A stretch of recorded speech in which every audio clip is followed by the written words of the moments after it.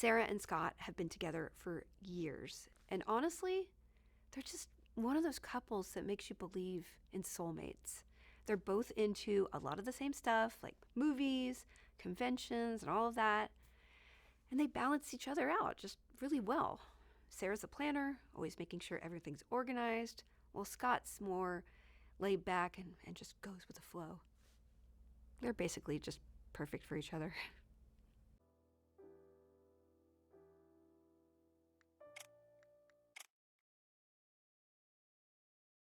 Scott's a big online gamer. He is really into World of Warcraft, but he'll play pretty much anything.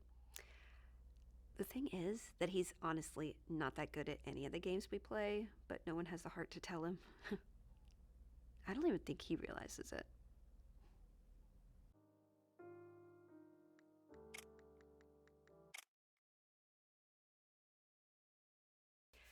Scott's father was a detective too, and he retired a few years back. He worked in homicide and was known for solving a few pretty high-profile cases. Scott told me about how his dad cracked a major organized crime ring back in the day, which was a huge deal in their department. He and Scott, they have this tradition of meeting up every Sunday for breakfast. Scott's always saying he learned everything he knows from his dad, right down to the bad coffee habit and the terrible jokes.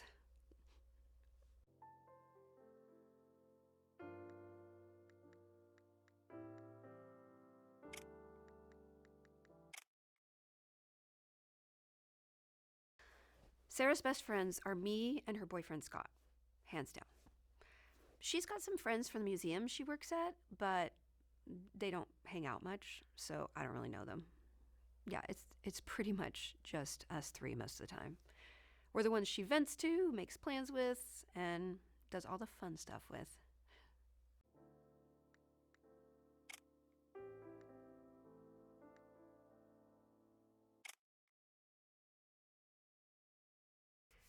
Okay, if you say gaming and movies, I can't not think about Knights of the Old Republic. Ugh, it is easily my favorite game of all time. I have solved it more times than I can possibly count. The party members in that were just so well written and fleshed out. I still remember every one of them like they were real people, or, droids or Wookiees. That game was amazing. I'm a big fan of Star Wars games in general. Like, there's a ton of good ones. Like, Rogue Squadron 3 was another one of my favorites. I could just go on about Star Wars games all day.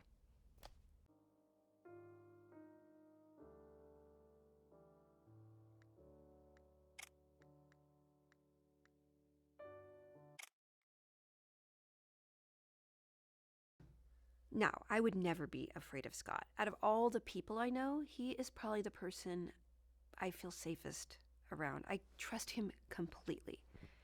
Plus, he's a homicide detective, so he probably knows how to handle any dangerous situation.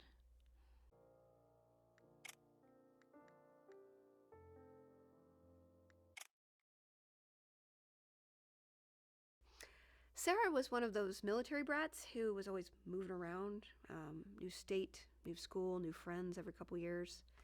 It sounds exhausting, right? She turned 18 while they were stationed in Louisiana and decided she liked it enough to stick around when her dad got reassigned. Yeah, so, she made Louisiana her home, and honestly, I think she's happier for it.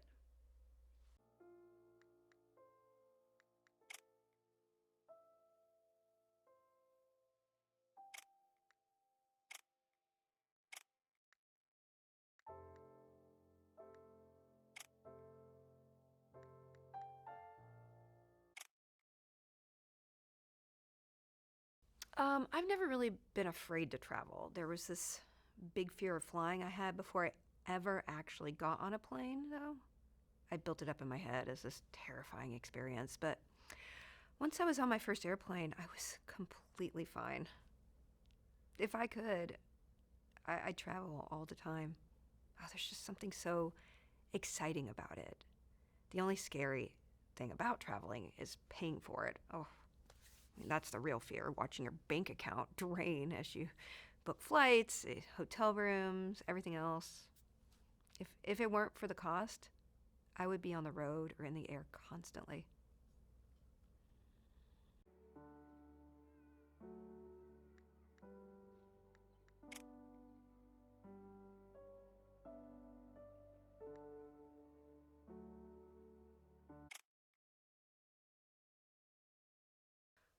When I think of TV in my childhood, I mainly remember watching cartoons.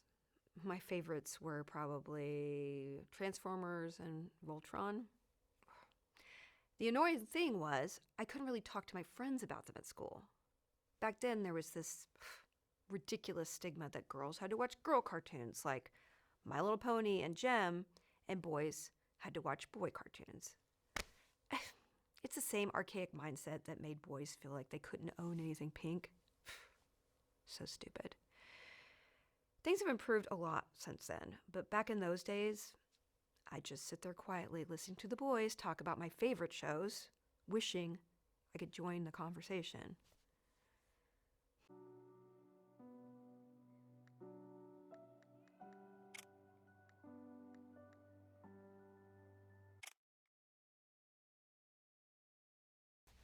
All right, let's talk about fear in Santa Claus. Of all the mythical creatures I could dream about, I just don't get why I'd be afraid of Santa Claus. I mean, seriously. Santa is one of the only nice mythical creatures out there. The guy brings presents, eats cookies, and spreads joy. I mean, what is there to be scared of? Now, if I were walking around my house and saw Cthulhu or a Hydra, I'd totally get being scared. I mean, those are the kind of creatures that give you nightmares. But Santa Claus just doesn't make any sense to me. I can't wrap my head around why my brain would pick him to be the scary one in my dreams.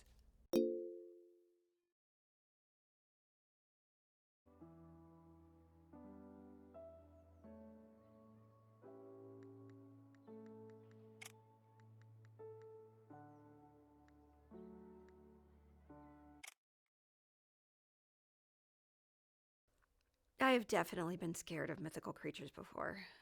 My dad was really into H.P. Lovecraft, so I got exposed to that stuff way earlier than I probably should have.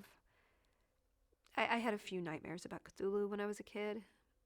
I never actually saw him in the dreams, but I could feel him.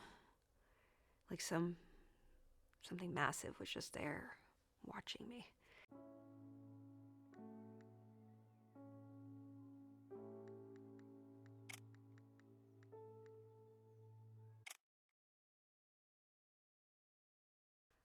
My dad was a huge fan of anything fantasy related. Growing up, our house was filled with books and movies about all sorts of mythical creatures. One of his favorites was Bigfoot. He loved to pretend Bigfoot was real and that he knew him. It was this running joke for him, always claiming he met up with Bigfoot after work or that they went fishing together. As much as he found it hilarious, I hated it when my parents told lies like that. I mean, I felt the same way about Santa Claus. I just don't get why parents lie to their kids like that.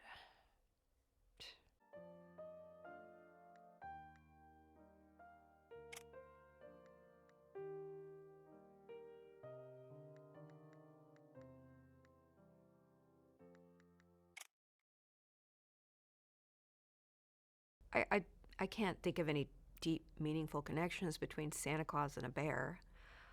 But they do pop up together in some pretty random places. Like they're both in a bunch of old Coca-Cola commercials where Santa Claus shares a Coke with some polar bears. I'm sure that has nothing to do with my dream.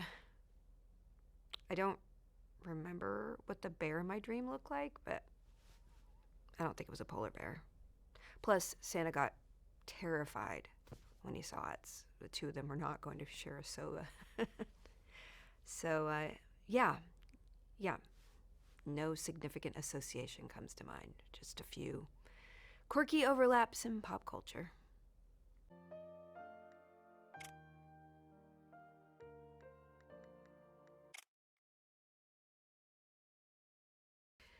When I think about my father and travel, the first thing that comes to mind is how much we love going to conventions together. Yeah, it was our special thing, just me and him. My mom was never really into that stuff, so it was the perfect father-daughter bonding time. We'd pack up and head out to all sorts of conventions, Comic-Con, Star Trek conventions, you name it. He got me hooked. And now I still go to Comic-Con every year.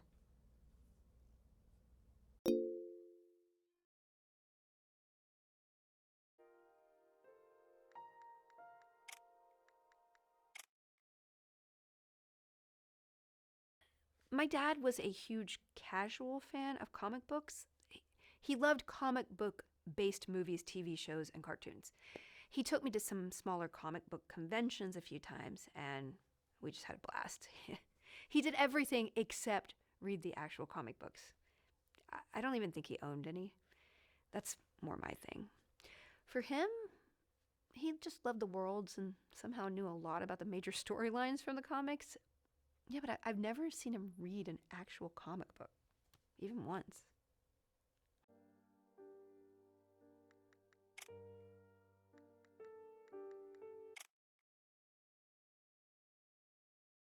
Sarah's dad is an Army officer.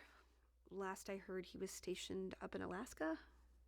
I don't know much about him, but I think he might be in charge of the whole base he's at up there.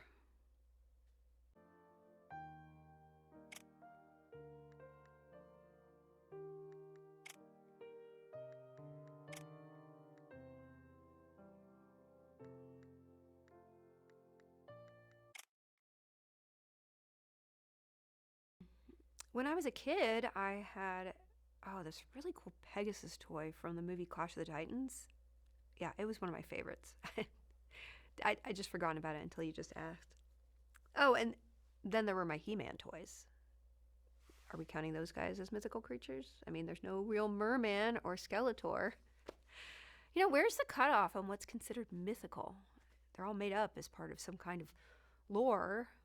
Does lore from a 1980s cartoon count?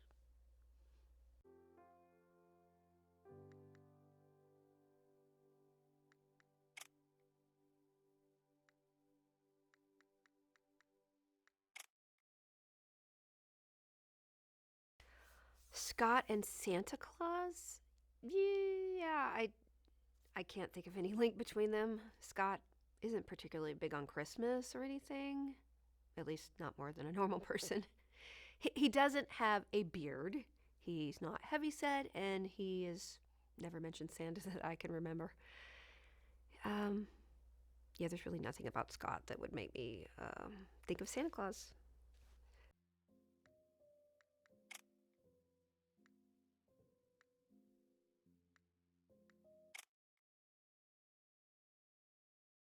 It's funny because I was never really scared by horror movies, but there was one thing that did scare me. An episode of The Muppet Show. They did this bit where Dr. Honeydew and Beaker built a machine that you could use to transform a cat into a dog by placing it on a conveyor belt and sending it through. As if that wasn't horrifying enough on its own, a cat got stuck in the machine, and Dr. Honeydew reached in to push it through. When he pulled his arm out, his forearm had turned into a live dog that started attacking him. Meanwhile, a giant tiger attacked Beaker for some reason. They played it for laughs, but dear God, that was a horrifying scenario. I have no idea what they were thinking when they wrote it. It was meant to be funny, but it was nightmare fuel for me. It didn't actually, give me nightmares. That's just an expression. But yeah, that episode did leave a lasting impression.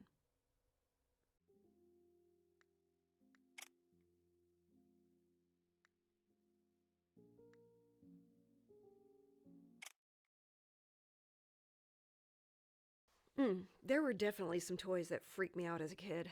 One that stands out is, this old-fashioned porcelain doll my grandmother gave me. It had these glassy eyes that seemed to follow you around the room, and like this eerie, almost lifelike face. I couldn't stand to have it in my room at night. I was convinced it would just come to life. Oof. There was also this toy robot my dad got me once. It made these loud mechanical noises and had flashing red eyes. Yeah, it was supposed to be cool and futuristic, but to me, it's just plain scary. Creepy. Dolls are creepy.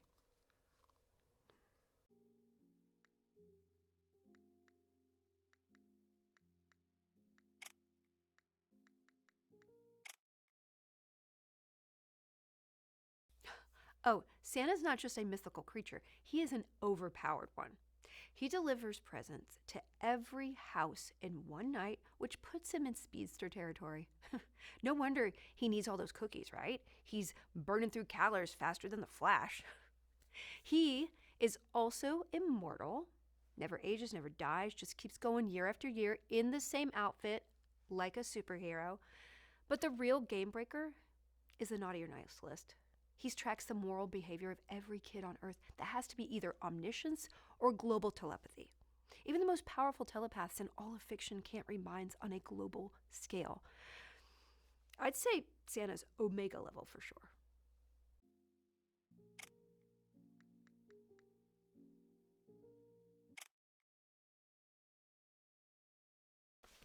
My mom loved taking me to see Santa every year, usually right after Thanksgiving. She'd dress me up in some kind of cute festive outfit. And we'd get to the mall, and there'd be this massive line of kids, and all squirming and excited. And she'd chat with me, telling me how I should ask Santa for what I really wanted and not to be shy. And when it was finally my turn, I'd climb up onto Santa's lap, feeling this mixture of awe and slight fear. Yeah, there's something a little intimidating about being face to face with this larger than life figure who supposedly knows if you've been naughty or nice all year. Yeah.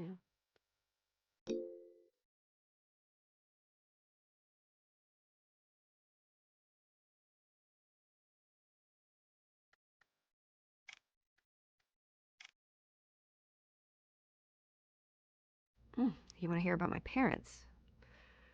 Well, my parents had two kids, me and my much younger brother, Tommy. Our family dynamic changed drastically when my mother died of cancer when I was still a kid. Losing her was incredibly hard on all of us. After her death, I became the only older female adult in Tommy's life, so I took on a role that was part older sister, part parent. My dad worked a lot to provide for us, which meant I was left looking after Tommy pretty often. It wasn't always easy, yeah, but I was all he had, so I did my best to look out for him. Our dad worked a lot, but he was there for us as much as possible. He made sure we had everything we needed, and yeah, he spent time with us whenever he could.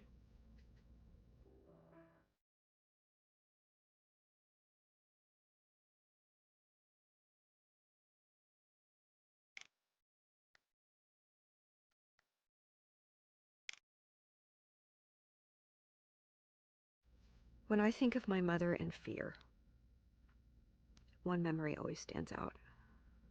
My mother had a deep, intense fear. You see, we had this shed out in the back of our yard that we weren't allowed to go anywhere near under any circumstances. We just called it the shed. My mother was always terrified of it for some reason. No, I'm just kidding. Sorry. That would be creepy though, right? I'm sorry. I don't know why I said it. I don't know. I don't. This whole thing is just awkward for me. I've never talked to any kind of therapist before. Okay, I promise to take it seriously. No more shed jokes. Okay, a real answer. What comes to mind when I think of my mother in fear? Probably death, if I'm being honest. Because my mom died when I was young, and my younger brother died a few years later. It felt like she started a chain reaction of death that had me worried anyone I knew could pass away at any time. It was a constant underlying fear I had growing up.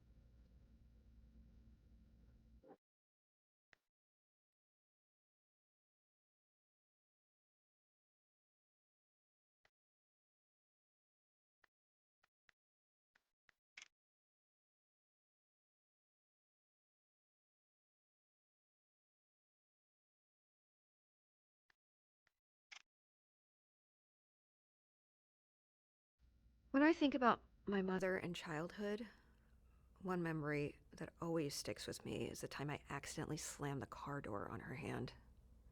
I was really young at the time, but she had to go to the hospital and her pinky finger was messed up permanently.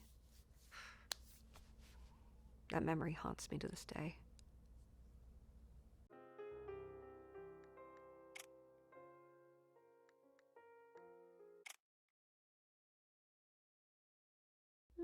My mom didn't know much about comic books, but she knew I liked them, so every now and then she'd buy me one as a surprise. The thing is, though, she'd always pick out the weirdest, most random comics like Heathcliff or The Muppets Go Medieval. It was this funny little dance I'd have to do, pretending to like them just enough to be polite, but not so much that she'd keep buying more.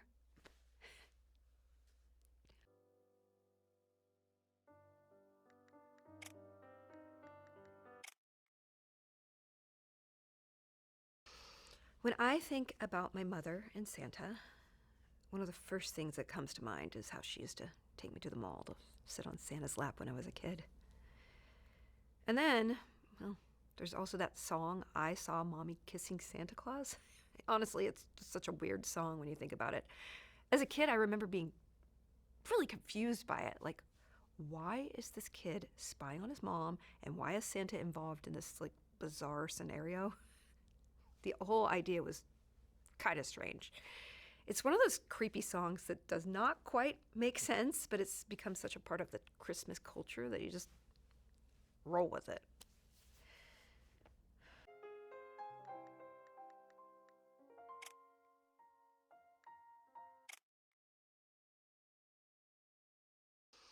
When I think of my mother and friends, um, yeah, it's a bit of a blur. I didn't really know her friends well, but she did spend a lot of time with them. She always devoted all her attention to us kids when we were together, but whenever Dad was home, she'd head out with her friends. I never really spent much time with both my parents when they were together. Come to think of it, I don't. Anyway, she was a great mom. She was always present and engaged when she was with us. But yeah, I'm glad she still found time to have a life of her own too. It's important to have that balance.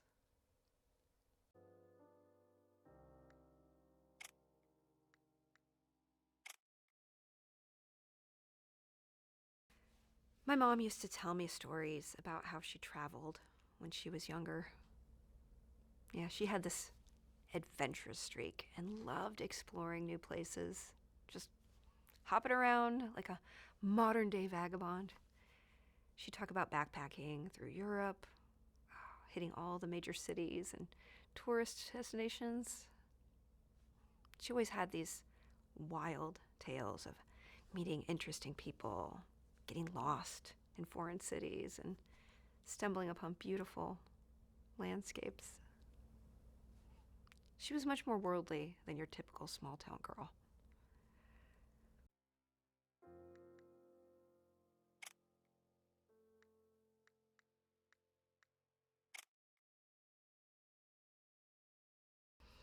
When I think about my mother and bears, I mostly think of how much she loved zoos. She used to take me all the time when I was a kid, and most of them had bear exhibits. Zoos are actually the only place I've seen a bear other than on TV.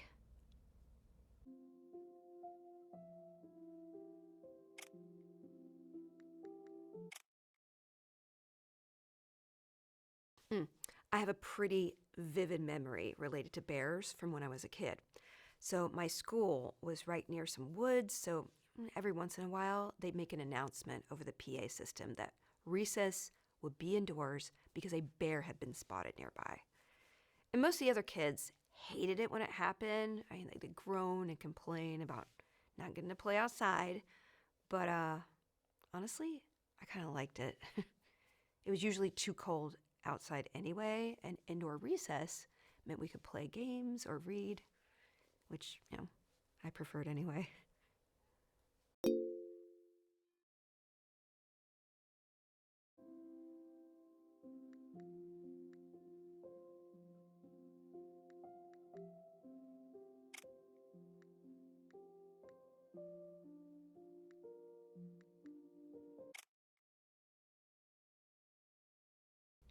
That makes me think of growing up in Scranton.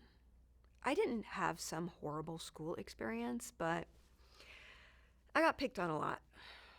Usual stuff, quiet kid, weird interests, easy target. It wasn't all bad, but it definitely left a mark. I have a few bullies I'll never forget. Sometimes I wonder if I left a mark on anyone else, like not in a good way. Maybe I said something that hit wrong and stuck. Maybe somebody out there hears my voice when they can't sleep, and not for a reason I'd be proud of.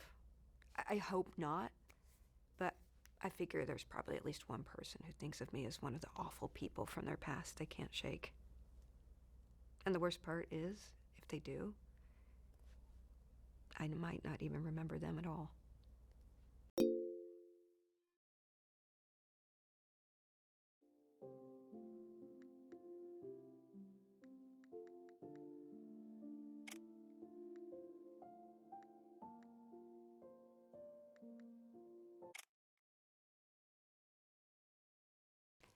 When I think of Scranton and my childhood, one of the first things that comes to mind is death. My mom died when I was very young, and then a few years later, my little brother passed away too. That was rough. My mother died from cancer. It happened slowly, and I saw her get worse and worse right up until she was gone. And my brother Tommy's death was much more sudden. He was murdered during a break-in when he was very young. My dad was working overnight, and it was just me and Tommy at home. It happened late, and I was asleep when it all went down. I didn't even know anything had happened until my dad came home and woke me up. The police said Tommy was shot once, and he died instantly. There were obvious signs of robbery, but the burglar didn't take much. The worst part? I was supposed to be looking after Tommy, and I didn't even wake up from the gunshot. So yeah, I don't have a lot of good childhood memories from Scranton.